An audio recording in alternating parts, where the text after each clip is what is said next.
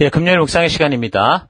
그 누구도 나를 업고 천국까지 데리고 가지 못한다. 그 누구도 나를 업고 천국까지 데리고 가지 못한다. 자, 이런 제목으로 이번 주간 마지막 묵상 나누겠습니다.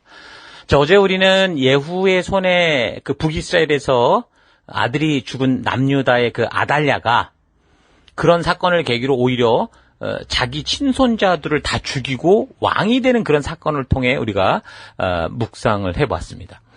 아달랴의 그런 사악한 행동은 물론 자기의 부모로부터 배웠고 또한 바알 숭배라는 자기 욕심을 따르는 삶에서 나오는 것이지만, 그런 여자가 하나님이 통치하는 남유다 왕국의 왕이 되기 위해 자기의 손자들을 죽이고 나라를 온통 쑥대밭으로 만들어서 우상숭배의 근거지를 만들도록 그런 여자를 끌어들인 여호사밧 왕의 그 태도에 문제가 있다라는 것도 우리가 생각을 했죠. 남쪽의 여호사밧 왕은 나름대로 남과 북이 한민족으로 사이좋게 지내는 꿈을 꾸면서 혼인관계를 맺었는지 모르지만, 그런데 하나님의 뜻과는 전혀 상관도 없이 살고 우상숭배에 빠져서 이방족 속과 다를 바 없이 살고 있었던 이 아합의 집안이었다라는 것을 외면했다라는 거죠. 그저 한민족이며 힘을 모아야 좋다라는 식의 생각으로 저들과 혼인관계를 맺게 되었다고 볼 수 있는데, 이것은 시내산 언약 초기부터 하나님께서 우상을 따르는 가나안 족속들과 절대로 혼인관계를 맺지 말라고 했던 그 하나님의 말씀에 대해서 그 의도를 잘 몰랐다라는 증거가 되는 거죠. 모세오경의 가장 핵심이라고 할 수 있는 이 레위기 신명기, 그 당시 이스라엘 사람이고 왕통을 잇는 사람이라면 누구라도 가장 가까이 알고 이런 뜻을 알았어야 되는 그런 내용 아닙니까? 신명기 7장에 분명히 1절부터 쭉 보면 3절에 그들과 혼인관계도 맺지 마라. 왜 그러냐면 그들이 결국 너희를 꼬여서 우상숭배에 빠지게 할 거다, 이 얘기를 하거든요. 그러니까 북이스라엘은 분명 다른 민족은 아니긴 해요. 그런데 지금 저들이 우상숭배에 빠지기 시작하면서 결국에는 그게 말대로 됐잖아요. 여기 지금 신명기 7장 4절에 경고하는 것처럼 결국 그 시집온 아달랴가 그 여호람을 완전히 우상숭배에 빠뜨렸고 또 그 후손도 계속 그렇게 하고 있잖아요. 그러니까 여호사밧이라는 이 사람은 착했는지 모르지만, 사람이 착했는지 모르지만 그런 순진무구해 보이는 착함으로 결국 다윗 왕가를 완전히 몰락시키는 길로 이끄는 큰 죄악을 저지르게 되는 거죠.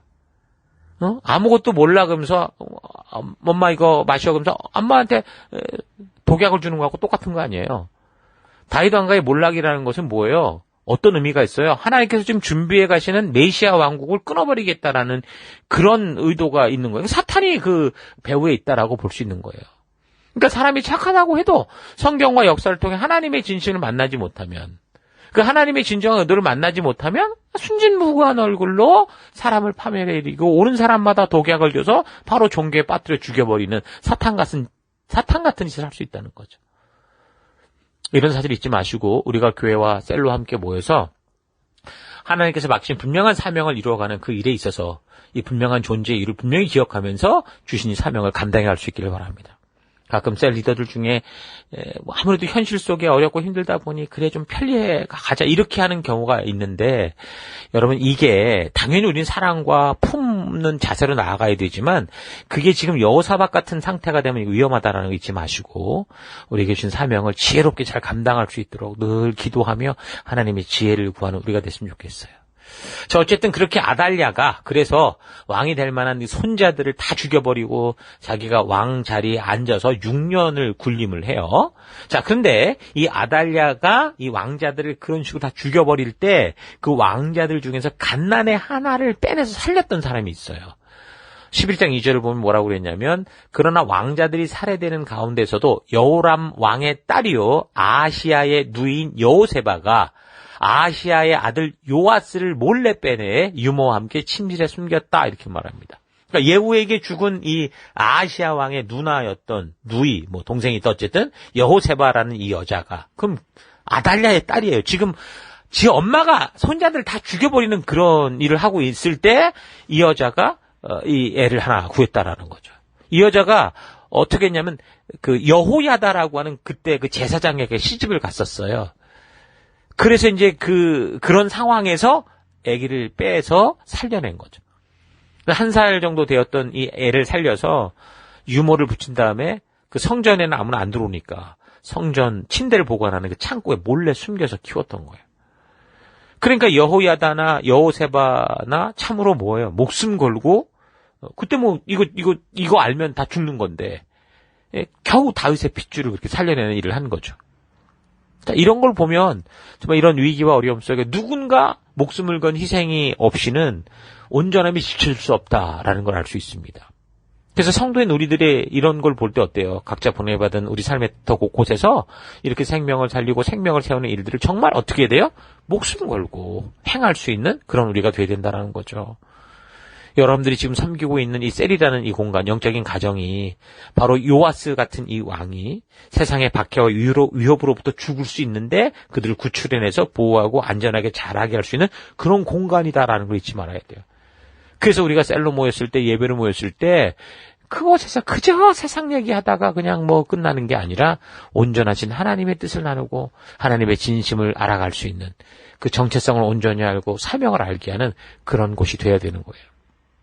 자, 그래서 여호야다 제사장의 그 희생과 헌신 속에서 이 아이가 이제 자라게 되는데 7살이 될 때 이 여호세바의 그 남편 대제사장 여호야다가 이 아이를 그때 왕으로 세워요. 그게 이제 11장에 쭉 나오는 그런 얘기거든요. 그러니까 이 제사장이 어떻게 했겠어요? 7년 동안 그 아달랴라는 천하의 악녀가 바로 뭐 곁에 있었을 텐데 그 다윗 왕조를 다시 세우기 위해서 그 6년 동안 은밀하게 아이를 키웠고 또 이런 분명한 뜻을 알고 같이 하고자 하는 그 인물들을 규합했겠죠. 그래서 이제 숨겨 키우던 이 아이 요아스가 7살이 될 때 이제 왕으로 추대를 하고 성전에서 이제 만세를 부르는 거예요.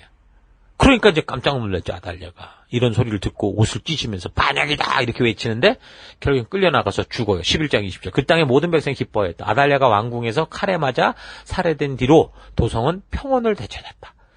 요아스가 왕위에 올랐을 때 그는 7살이었다 이렇게 말합니다. 그러니까 남유다의 모든 백성들이 이 아달랴의 끔찍한 일, 이 저지른 일을 알고 있었고 그렇게 왕으로 행세할 때 어땠다라는 거예요. 다 아는데도 이제 숨었다라는 거죠. 함부로 말하지 않았다라는 거예요.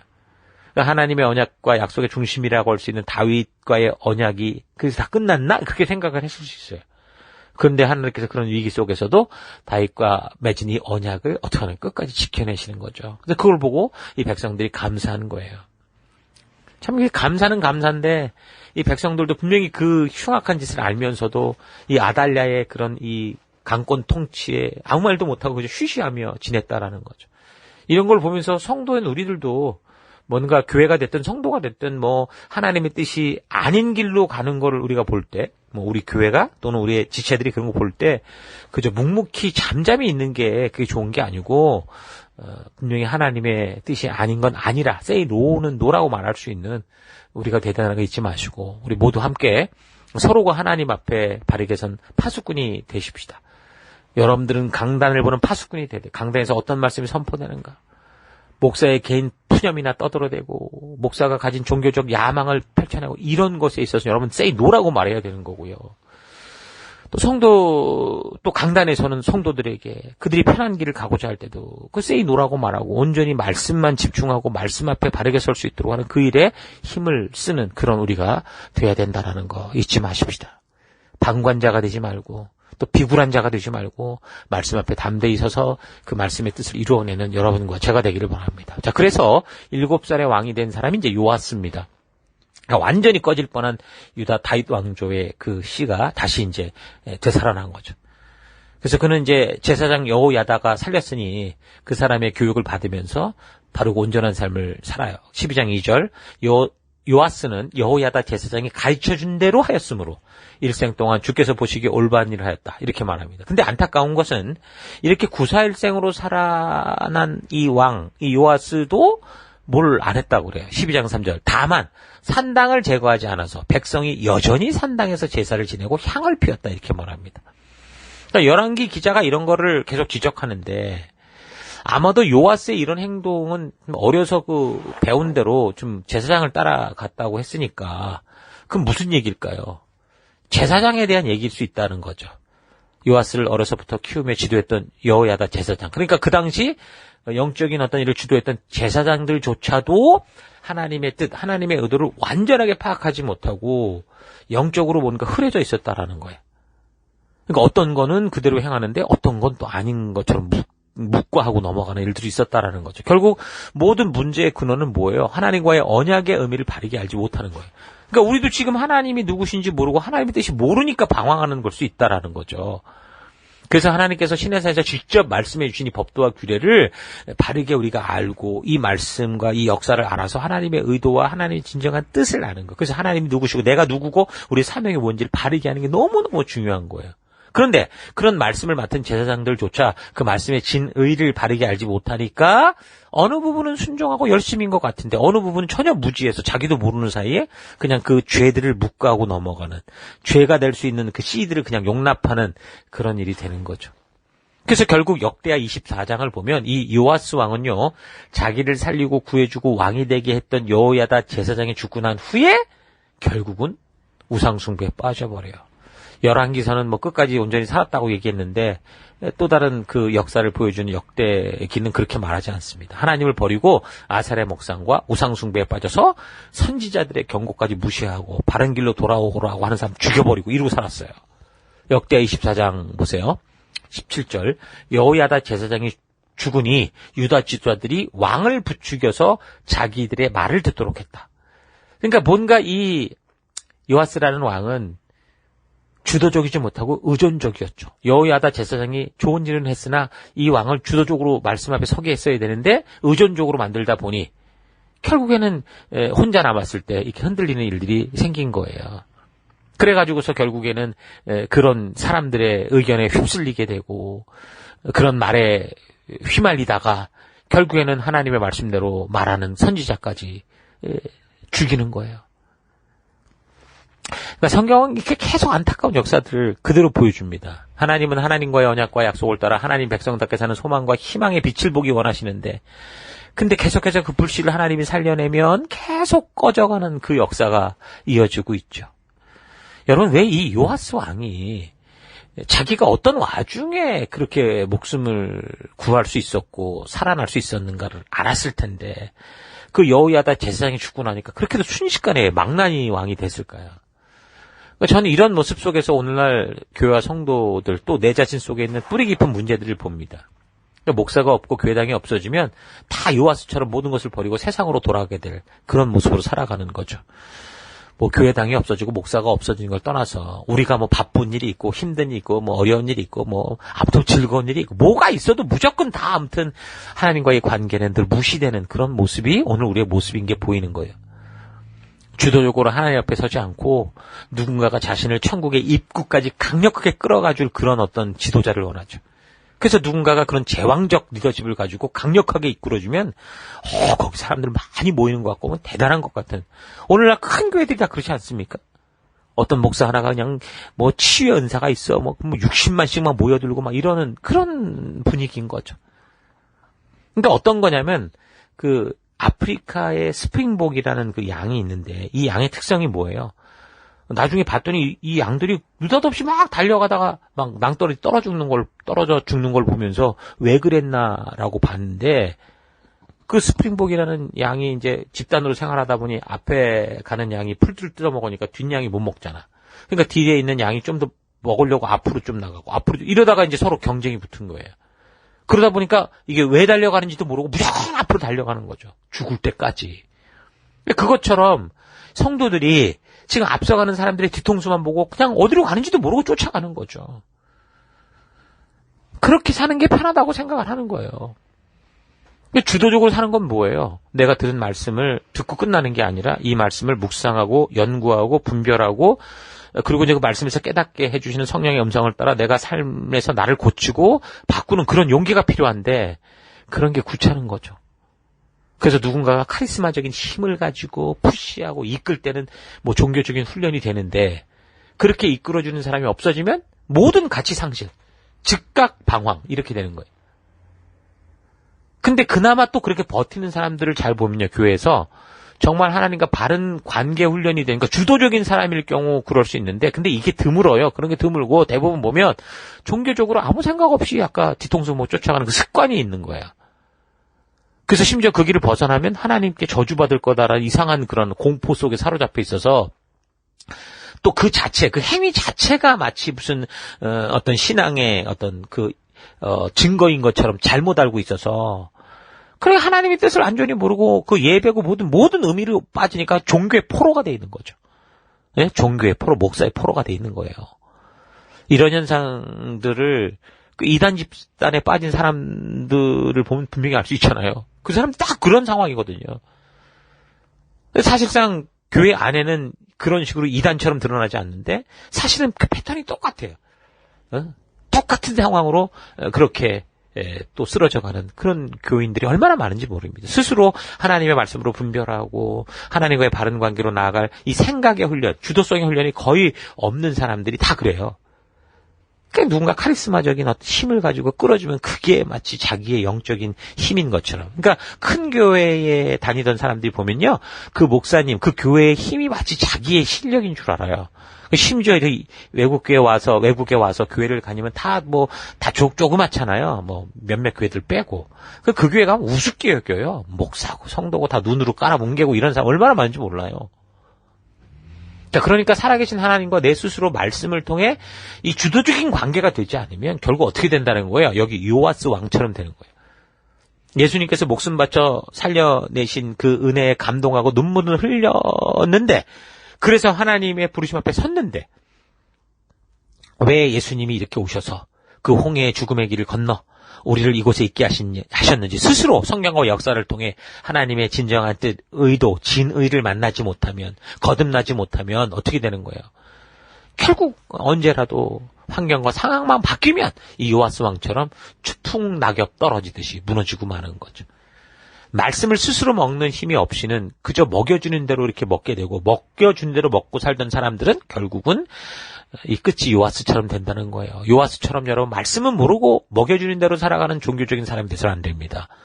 종교적인 훈련만 가지고도요. 여러분 굉장히 크게 보인다니까. 이슬람 같은데 자살 테러 나간 사람들. 그 강경단체. 그런 사람들처럼 그렇게 만들 수 있어요. 그런 사람들은 어때요? 단지 종교적인 기계로 훈련된 사람들이죠. 말을 잘 들으면 복을 받고 말 안 들으면 저주를 받는다는 이 거짓 믿음에 사로잡혀서 내가 이렇게 죽어도 천국 간다라는 거짓에 사로잡혀서 거기에 세뇌돼 버리고 나니까 이제 그 길을 벗어나는 건 두려운 거고 그 두려움 속에 그 죽음으로 가는 그런 이게 된다니까요. 그러니까 이게 단지 이슬람 무장 세력의 문제가 아니고요. 하나님의 진실한 뜻을 모르는 모든 교인들에게서도 똑같이 나타나요. 뭐 자살 폭탄 들고 가진 않아도 그 다른 식으로 다 나타나고 있는 거예요. 그 결과가 오늘날 이 교회를 향한 세상의 이야기가 개독교다라고 하는 거죠.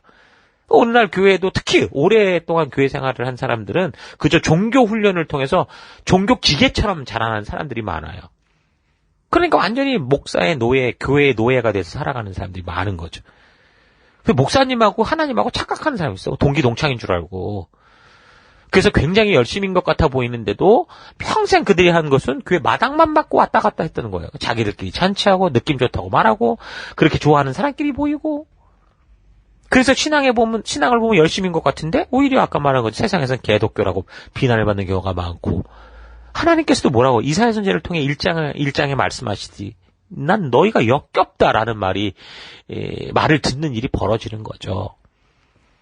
여러분 하나님의 말씀을 통해 하나님이 이루어신 이 역사를 통해 하나님을 인격적으로 바르게 만나지 못하면 진정으로 하나님 나라의 사명과 가치를 위해 목숨을 바칠 수 없게 될 거예요. 종교 훈련으로 아까 어느 정도 이렇게 겉으로 보면 종교적으로 사는 것처럼 보일지 모르지만 근데 급박한 최악의 환경이나 또는 달콤하게 이게 제일 무서워. 달콤하게 유혹하는 환경이 오면 다 무너져요. 오늘날 선진국들을 보세요. 전부 복음이 먼저 들어갔던 나라들이에요. 복음이 들어간 곳에는 하나님의 축복으로 잘 사는 축복이 나와요. 그럼 결국 어떻게 돼요? 전부 그 달콤함에. 그러니까 이 선진국이라고 부르는 국민소득 3, 4만 불, 4, 5만 불 넘어가면 전부 거기서 더러운 죄악들이 나오죠. 동성애, 음란함, 모든 게 다 거기서 나오잖아요. 여러분 그렇게 혹시나 몰라요. 종교적으로 그렇게 어쨌든 열심인 것처럼 살 수 있겠죠. 근데 그렇게 죽으면 어떻게 될까요? 그럼 마태복음 7장에서 예수님이 분명히 말씀하십니다. 7장 22절. 그날에 많은 사람이 나더러 이르되 주여 주여 우리가 주의 이름으로 선지자 노릇하며 주의 이름으로 귀신을 쫓아내며 주의 이름으로 많은 권능을 행하지 아니하였나이까 하리니 그때 내가 그들에게 밝히 말하되 내가 너희를 도무지 알지 못하니 불법을 행하는 자들아 내게서 떠나가라 하리. 그러니까 성경은 아무 생각 없이 천국으로 가거나 지옥으로 가는 일이 결코 없다라는 사실을 분명하게 말해주죠. 천국은 하나님의 말씀을 바르게 알고 온전히 믿음으로 하나님과 언약한 길을 따라 걷는 사람들이 도착하는 곳이고, 지옥은 자기 욕심 따라 끝까지 자기 마음대로 고집하며 사는 사람들이 만나는 것이 지옥이다라고 말하는 거예요. 그래서 우리가 살아가면서 누군가 카리스마 강한 목사를 만나고 뭐 좋은 리더, 멘토 만나는 거 좋죠. 중요한데 근데 그런 시기를 통해 뭘 해야 돼요? 스스로 주도적으로 하나님의 말씀을 만날 수 있어야 되고, 그래서 자신의 가치를 온전히 말씀을 통해 알고 정체성을 알고 하나님이 누군지를 알고 온전한 믿음, 말씀에 근거한 믿음으로 바뀌지 않으면 결국 비바람과 시련에 무너지고 만다라는 걸 잊지 말아야 됩니다. 여러분, 종교의 힘을 가지고 버티지 마십시오. 종교의 논리로, 교리로 자신의 스스로 속이지 말라는 거죠. 하나님을 인격적으로 만나고 그의 말씀대로 살아가는 귀한 가치를 가져야 돼요. 교리는 그런 바른 신앙에서 나오는 우리의 신앙의 고백이 교리가 되어야지, 그 신앙의 고백으로 나온 교리가 아닌 교리를 통한 종교 훈련은 이건 의미가 없어요. 그러니까 우리가 지금 교회에 모인 것도 그래요. 우리끼리 서로 좋은 관계로 뭉치자고 이 교회에 모여 있는 게 아니에요. 하나님이 우리 각 사람을 이 교회에 부르신 이유가 있다고요. 그 사명이 있어요. 그 사명 앞에 우리가 하나가 돼야 되는 거예요. 그래야 여러분들이 제가 지금 이렇게 말을 해도 목사가 헛짓거리를 할 때 당신 잘못된 거라고 분명히 말할 수 있는, 바른 교회를 세워갈 수 있는 거죠. 그러지 않으면 어떡하겠어요? 목사가 무슨 말을 해도 무조건 아멘하고 그냥 목사가 하나님인지 하나님 목사인지 모르고 그렇게 살아가는 엉뚱한 우상 이단이 될 수도 있다라는 겁니다. 그러니까 종교적 그런 틀에만 살아왔던 이 요아스 왕이 결국 코치가 없어지고 주변에서 유혹을 하니까 스스로 우상 숭배에 빠지고, 이제 분별력이 없으니 하나님이 보내는 선지자들 얘기도 듣지도 않고 죽여버리고, 그렇게 되니까 전쟁이라는 무서운 현실이 다가와도 하나님을 의지하는 게 아니라 세상과 타협하려고 하고, 이 사람 어떻게 된 줄 알아요? 결국 자기의 신하들에게 암살당해 죽었습니다. 은혜의 기회, 기적의 경험을 하는 그런 기회가 올 때, 그래서 여러분, 그게 틀렸다는 게 아니라니까요. 성경을 통해서 이 하나님이 나를 이렇게까지 해서라도 이곳에 부른 하나님의 의도, 그 분명한 뜻을 바르게 아는 우리가 되어야 됩니다. 자, 계속되는 내용을 보면 이런 일이 이제 남유다에서 있어지는 동안 13장을 보면 이제 북이스라엘에서는 예후가 죽었고, 그 후에 이제 그의 아들 여호아하스가 왕이 돼서 또 온갖 죄를 범하면서 하나님을 분노케 하죠. 그러니 어떻게 되겠어요? 그 결과 이제 또 다른 나라가 계속 와서 괴롭히고 정복하고 다스리고 이런 일들이 이어지는 걸 볼 수 있습니다. 자, 그리고 이제 13장에 계속되는 10절부터의 이야기는 북이스라엘의 그 여호아하스가 그렇게 악하게 살다가 죽고 그 아들 요아스가 왕이 되는데, 이 역시 악을 행하다 죽게 되고, 그리고 이제 여로보암 2세라는 사람이 등장을 하는데, 이 사람은 이제 예후 왕조, 그러니까 오므리 왕조에서는 아합이 중요한 왕이었다고 하면 예후 왕조에서는 여로보암 2세가 중요한데, 이 사람에 대한 얘기가 이제 계속돼요. 우리가 계속 살펴나가게 될 겁니다. 자, 그 후에 이제 엘리사가 병들어 죽는 얘기도 나오는데, 자, 이게 재밌어요. 13장 14절, 엘리사가 죽을 병이 들매. 지금 엘리사가 어떤 선지자입니까? 기적과 능력을 베풀던 선지자예요. 그 많은 기적과 죽은 사람을 살리는 이런 능력을 가진 이 엘리사가 어떻게 돼요? 죽는데 그냥 죽는 게 아니라 어떻게 죽어요? 죽을 병이 걸려서 죽어요. 그러니까 성경에 나오는 놀라운 기적을 베푸는 어떤 사람들도 갈수록 점점 그 마법의 힘, 신비한 힘이 더해져서 그냥 눈만 쳐다봐도 그냥 이 지구가 변하더라, 저 사람이 뭐 나가 자빠지더라, 그런 게 아니고 그냥 평범한 사람으로 하나님의 창조의 섭리 속에 살다 죽고. 왜 그래요? 그 사람의 능력이 아니라 순종하는 그 사람을 통해 하나님이 일하시는 것들이 나타나는 거지, 그 사람의 어떤 이 실력이 쌓이는 게 아니기 때문에 그래요. 그건 신앙과 아무 상관이 없는 거예요. 그래서 약속의 땅 가나안까지 출애굽한 이스라엘 백성들이 막 구름 기둥, 불 기둥, 뭐 만나, 메추라기 이런 거 막 기적 속에 살아왔잖아요. 강과 바다를 막 마른 땅처럼 막 갈라서 건너고, 광야와 반석에서 물이 팍팍 터져 나오고, 그러니까 기적과 표적과 이적의 역사 속에 그들이 그렇게 이제 그 신앙의 시작을 해왔어요. 어디까지? 하나님의 그 약속의 땅에 들어가기 전까지. 그 말씀 앞에 서기까지 이제 그런 일이 있었고, 서고 난 다음에는 이제 어떻게 하는 길을 갈아야 돼요? 하나님의 약속한 말씀을 따라 믿음으로 한 걸음 한 걸음 걸어가는 그런 삶을 살게 하셔요. 그게 하나님이 우리에게 주신 길이에요. 이런 사실 잊지 말기 바랍니다. 그래서 현재 내가 지향하는 신앙이 뭘 어떻게 하고 있는가 잘 점검해서 그저 기적과 이적과 표적이 아니라 하나님의 진실한 뜻을 알아서 하나님 말씀대로 그 명령과 약속대로 살아내는 우리가 될 수 있기를 바랍니다. 하나님이 계셔도 병들 수 있고 돌에 맞아 죽을 수도 있고 뭐 도망자로 쫓겨날 수도 있고 반란이 일어나고 사업이 망하고 일들이 꼬일 수도 있어요. 하나님이 우리를 보내신 곳이 우리가 바르게 살려고 해도 자유의지를 지녔으나 하나님의 뜻을 무시하며 살아가는 그런 사람들로 인해서 잘못될 수 있는 그런 세상이기 때문에 그래요. 그 어두운 세상이라고 그래서 말하는 거예요. 그래서 성도들의 삶에서 중요한 게 뭡니까? 우리가 어떤 환경과 상황 속에 살았냐가 아니라 우리가 지금 그 어떤 상황 속에서 하나님과 함께 하느냐, 이게 중요한 거예요. 그래서 다윗이 위대한 게 그런 거 아닙니까? 시편 23편 4절 내가 사망의 엄침한 골짜기로 다닐지라도 해를 두려워하지 않을 것은 주께서 나와 함께 하심이라. 주의 지팡이와 막대기가 나를 안위하시나이다. 이거잖아요. 여러분, 우리의 상황과 환경이 어떠하든 정말 나를 부르신 그 하나님과 늘 동행하는 우리가 될 수 있기를 바랍니다. 능력의 종 엘리사도 결국에는 그 인간이 걸을 수밖에 없는 그 길을 걸어가요. 병들어 죽어요. 여러분, 이런 사실 잊지 마시고 오늘 우리가 기대하는 게 무언가, 어디로 걸어가야 되는가. 지금 우리 주변에 우리 부모님으로부터 시작해서 많은 분들이 병과 아픔과 고통 속에 있는 우리 지체들이 있습니다. 우리는 그들을 위해서 기도해야 돼요. 중보할 것입니다. 중보합니다. 근데 중요한 건 뭐예요? 우리는 어쨌든 그런 길을 걷는 사람이기에 우리가 이런 상황 속에서도 하나님을 원망하거나 뭐 다른 걸 기대하는 게 아니라 오직 주의 얼굴을 구하며 우리에게 주신 믿음의 길을 성실히 걸어가야 되는 우리가 되는구나, 이런 거 잊지 마시고 그런 믿음의 길을 걷는 우리가 되기를 바랍니다. 예, 이제 이번 주간 묵상에 대해서 좀 한번 정리를 해보면 우리는 지금 열왕기서의 역사를 살피고 있는데 지금 이 역사가 계속 쓰러져가는 역사더라는 거예요. 출애굽한 날로 따지면 지금 한 600년 정도가 지나갔는데 이 역사가 이 모양 이 꼴이 됐습니다. 그러니까 성경의 역사는 처음부터 그래요. 뭐 창조의 찬란함이 있었는가 바로 그 다음부터 그냥 다 무너지고 쓰러져가는 침몰하는 역사입니다. 여러분, 그런데요, 그렇다고 하나님의 뜻이 무너졌냐? 그렇지 않아요. 하나님의 뜻은 영원해요. 결코 변함이 없어요.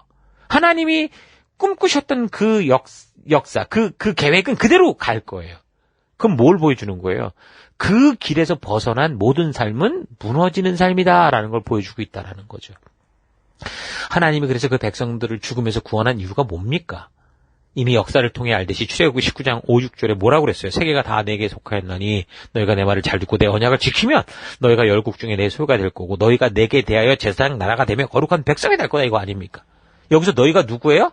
곧 죽을 사람들인 거예요. 곧 죽을 사람이 아니니까 영원히 죽음으로 갈 수밖에 없는 그런 사람들인데 너희를 어떻게, 내가 건졌다.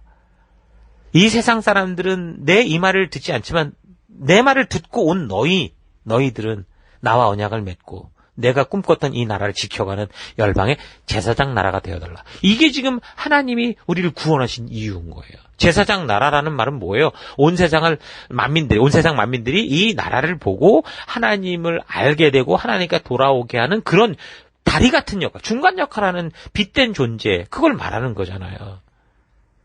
그러니까 이런 조건으로 시내산에서 언약을 맺은 거예요. 이게 그냥 그 당시 구약에 있었던 언약, 하나님이 그 백성들을 부르신 그 이유고 분명한 이 하나님의 뜻이에요. 근데 이걸 더 길게 보면 어때요? 어느 시대를 막느라고 하나님은 다 그렇게 그 백성들을 부르신 거예요. 이런 목적, 이런 정신으로 맺은 게 구약, 바로 시내산 언약인데, 근데 그런 언약을 맺은 지 지금 700년 정도밖에 지나지 않고 있는데 이런 약속은 다 잊혀졌고 불과 얼마 되지도 않은 시간에 하나님을 등지고 온갖 우상 잡신들에게 마음을 빼앗기고, 근데 하나님이 그럼에도 불구하고 계속해서 기회를 주시는데도 지금 전부 마귀, 귀신들 편이 돼서 이렇게 하나님을 속을 썩이고 있는 거죠. 열방의 제사장이 돼서 이방 나라를 하나님께로 돌아오게 하는 이 사명은 까마득히 먼 얘기가 됐고, 자기 민족, 자기 신앙도 추스리지 못하고 엉뚱한 짓, 죄악된 짓을 계속하고 속을 썩이고 있는 이 역사를 지금 우리가 살펴가고 있는 겁니다. 그래서 우리는 이런 역사의 흐름을 보면서 그저 절망하고 실망만 하고 이렇게 살아가는 사람들을 탓하기만 할 게 아니라, 비록 역사는 이렇게 침몰해가는 역사처럼 보여도 아까 말한 것처럼 하나님의 뜻은 결코 변하지 않는다. 이 사실을 알고 하나님의 뜻은 영원하니 내가 그 약속에서 벗어나지 않고 벗어났다가도 곧 돌아와서 이 길을 걸어야겠노라 결단하며 그 길을 걸어갈 수 있는 여러분과 제가 되길 바랍니다. 자, 오늘 하루 나는 내가 이렇게 살아갈 수 있는 것이 마치 요아스가 그 죽음의 순간 여호야다 제사장에게서 구원을 받듯이 그 이집트에서 받게 받으면서 소리 없이 사라질 순간 하나님의 전적인 은혜로 구원을 받듯이 그렇게 하나님의 놀라운 은혜와 사랑으로 구원함을 얻어 하나님이 직접 초대하시는 그 언약 백성이 됐다라는 걸 알고 그래서 그 하나님의 그 약속을 따라 그렇게 지금 살아가고자 하고 있는지 아니면 하나님께서 전적으로 구원해 주신 은혜를 입었음에도 마치 내가 하나님인 것처럼 나의 원하는 것과 내가 바라는 것만을 추구하고 내게 주어진 성도로서의 존재를 잊은 채 시대의 유행과 흐름을 따라 살아가고 있지는 않은가 좀 차분히 되돌아봤으면 좋겠습니다. 본문에 나오는 요아스 왕 전체 일생을 보며 우리는 안타까워하고 더 나아가 왜 이런 식의 신앙을 살았는가 하고 답답해하며 비난할 수 있습니다. 그러나 이것이 남의 얘기, 요아스의 이야기가 아니라 바로 나의 이야기일 수 있다라는 거 잊지 말아야 됩니다. 하나님의 전적인 은혜와 사랑으로 구원함을 얻었을 때 그 하나님께서 가장 먼저 인도하시는 하나님과 언약을 맺는 자리로 나아가서 하나님의 언약에 초대에 응답하고 그 하나님께서 우리에게 직접 주신 그 법도와 규례의 참된 의미와 그 가치를 만나지 못하면 오늘 이 시대를 살아가는 우리도 요아스 같은 인생이 될 수 있나라는 겁니다. 누군가 평생 이끌고 가야 끌려가는 그런 교인들은 결코 스스로 나아가야 하는 천국에 이르지 못해. 천국은 스스로 나아가는 자들, 침노하는 자들의 것이거든요. 그래서 교회를 평생 다니니까 천국에 가게 되더라. 이게 아니에요. 그 누구도 나를 업고 천국까지 데려가지 못해요. 각자의 걸음으로 하나님의 온전하신 뜻을 바르게 알고 하나님의 뜻을 따라 인도하시고 이끄시는 길로 나아갈 때 우리 예수님이 먼저 걸어가신 그 하나님의 인도함을 따르는 길로 나아갈 때 그 끝에서 우리 하나님, 우리 천국을 만나는 거죠. 요아스처럼 그 처절한 죽음의 현장에서 자기 스스로도 아닌 구원자의 전적인 은혜와 사랑으로 구원받은 축복으로 생명과 사명의 길을 살다가 자기의 욕심과 생각에 원하는 길로 마음대로 가는 그런 인생, 삐뚤어진 인생 되지 말길 바랍니다. 그래서 우리는 하나님이 우리를 구원하시고 초대하여 언약으로 부르신 그 자리를 잊지 말아야 돼요. 그곳에서 하나님께서 그의 백성들에게 직접 주신 그 법도와 규례의 의미, 그 가치, 하나님의 의도를 잊지 말아야 됩니다. 그러므로 그 하나님의 마음이 있는 이 성경을 소중히 여기고 날마다 묵상함으로 우리가 이 땅을 살아가는 동안 그 믿음의 길을 걸어 이 좁고 험해 보이는 말씀대로의 길 끝에서 우리를 기다려주시는 하나님을 만나는 거룩한 귀한 축복의 삶이 되는 여러분 되기를 축원합니다. 저는 하루도 힘내십시오. 잠시 기도하겠습니다. 하나님은 전적인 은혜와 사랑으로 나를 구원하여 하나님과 언약 백성으로 초대해 주셨는데 그 거룩한 축복의 부르심 앞에 나아가서 하나님을 사랑하며 동행하는 삶이 아니라 나를 구원한 그 놀라운 능력의 힘을 내가 원하고 바라는 것을 얻는 곳에 사용하려고 했던 삶 회개합니다. 이 땅을 살아가는 방법이 아니라 내가 이 땅에서 존재해야 되는 이유를 알 때 바르고 온전한 길을 걸을 수 있다라는 거 잊지 않고 하나님께서 나를 창조하시고 생명의 길로 부르신 그 이유를 이 성경과 역사를 통해 날마다 만나 이 세상의 폭풍 속에서 그 파도와 풍랑을 타고 달려가는 내가 되기를 원합니다. 우리 예수님의 십자가 희생과 사랑으로 나를 구원하여 생명의 길로 인도해 주시고 걷게 하셨는데 그 축복을 내 욕심을 따라 걷고자 저주의 길로 만드는 일이 없이 끝까지 이 땅 끝에서 우리 주님을 만나는 거룩한 믿음의 길 걷기 원합니다. 누구도 나를 업고 하나님 천국에 이르게 할 수는 없다라는 거 잊지 않고 천국은 침노하는 자들의 것이다라는 거 잊지 않고 내가 믿음으로 말씀 따라 그 길을 걸어 우리 주님을 만나는 영광스러운 그 길로 나아가는 내가 되기를 원합니다. 이 한 주도 그렇게 이끌어 오셨고 또 이제 남은 주간도 그렇게 이끄실 하나님을 찬양하고 감사드리며 예수님 이름으로 기도했습니다. 아멘.